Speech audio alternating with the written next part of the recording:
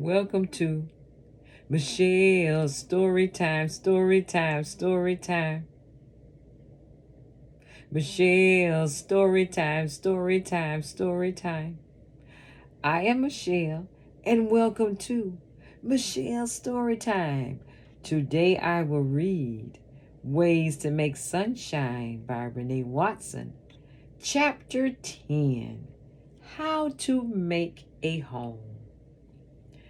Once we are home, I change out my dressy clothes and put on a t-shirt and a pair of jeans. When I walk into the kitchen to help Mom finish cooking, she hands me an apron. I put it on, tie it tight, wash my hands, and start right away getting the deviled eggs ready. Our new old house is too small to have this many here. There's Mom and Dad, me and Ray, Grandma and her friend Mr. Simmons, Uncle David and Aunt Rose, my cousins Ella and Micah, and two of my favorite people, Amanda and Kiki. 12 people. 12 hungry bellies and 12 bodies that need a place to sit. 4 formal dinners. We usually eat in the dining room, but it's too small. So Mom says people will just have to eat wherever they find a place to sit. The grown-ups are in the living room. Everyone else is with Ray in his room playing video games. Grandma comes into the kitchen. Anything I can help you two with? We're fine, Grandma. You sure?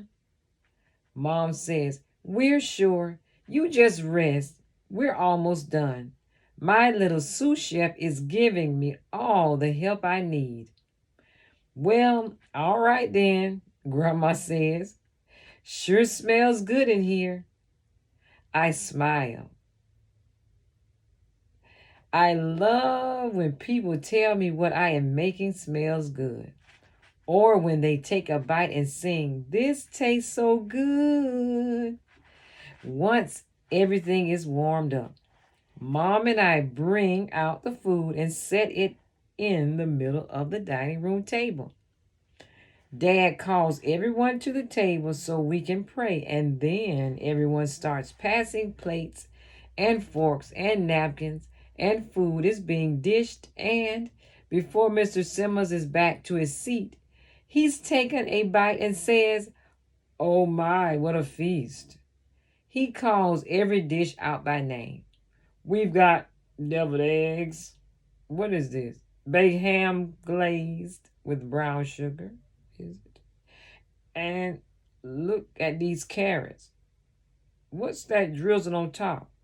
Honey, I tell him. Mac and cheese, green. Yes, Lord. Mr. Simmons sits in the living room on the sofa next to Grandma. They have been spending time together since the beginning of the year. Grandpa died 5 years ago, and I think it's nice that Grandma has a new friend who goes with her on walks through the park. Mom calls everyone back into the dining room. We all crowd in, and Mom says, I just love gathering and spending time with all of you. Thank you for christening our home. This is our first time having guests over for dinner.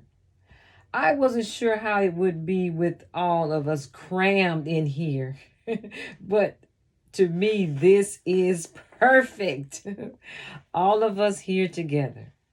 Mom reaches her arm out to me, and I walk over to her, taking her hand as she continues to talk. I want to acknowledge this little one who helped me with every single dish. But this carrot cake, she pretty much made it all by herself. I just assisted. I can tell Mom is proud of me, but I feel a little nervous too. If no one likes this cake, it will be my fault. I don't want my cake to fail as bad as my Easter speech did. Mom cuts the cake and I hand out slices. Kiki gets the first piece because she is standing closest to me. Mm. She moans. This is so good. Kiki never fakes liking anything, not people, not food, so I know it is delicious. We all eat our cake, some of us sitting and some standing. Once everyone is finished, Dad shouts, "It's time to hunt for Easter eggs!" He walks out the back door and we all follow. Whoever finds the most wins a special prize. Amanda and Ray are the first out the door, then Ella, Micah, Kiki, then me. Before I even start searching, Micah yells, "Found one!" Amanda shouts, "Found two!" Ella isn't calling out how many she's finding, but I see she has a few in her basket. So, me and Kiki team up and decide to share the prize. Kiki finds a multicolored egg in the patch of grass next to the sprinkler. I find another one along the edge of the fence. We run around the backyard picking up eggs, laughing and screaming each time we find one. I can see that Ray has at least 5. I have 4. I spot a yellow egg at the back of the yard and run toward it. Just when I put my right leg down, I hear crunch.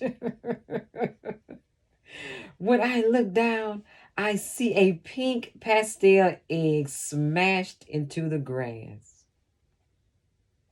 I bend over and pick up all the tiny shells, the crumbled, boiled egg. By the time I finish, the race is over. "All right," Dad says, "let's count it all up." He has us stand in a line side by side and counts our eggs one at a time. He comes to each of us and recounts them so he can make sure we found all of them. Nothing worse than smelling a rotten egg stinking up the whole yard 9 months after Easter. He says, "Amanda, your total count is 9. You're the winner." Amanda's prize is the tallest Easter basket I've ever seen. Dark chocolate, white chocolate, milk chocolate, chocolate filled with caramel, chocolate filled with peanut butter, chocolate hearts, chocolate bunnies. Even though it's all for Amanda, she says, "We can share," and sets the basket on the grass, sits down, and starts handing out candy. Yay! We all sit down in the grass and feast. Once the sun starts to say goodbye and evening sky comes, Mom calls us in and people start leaving. Kiki is the last one to go. Before she walks out the door, she says to me, "I'm so glad you live closer to me now. This was so fun." We hug and I tell her, "See you tomorrow." I close the door.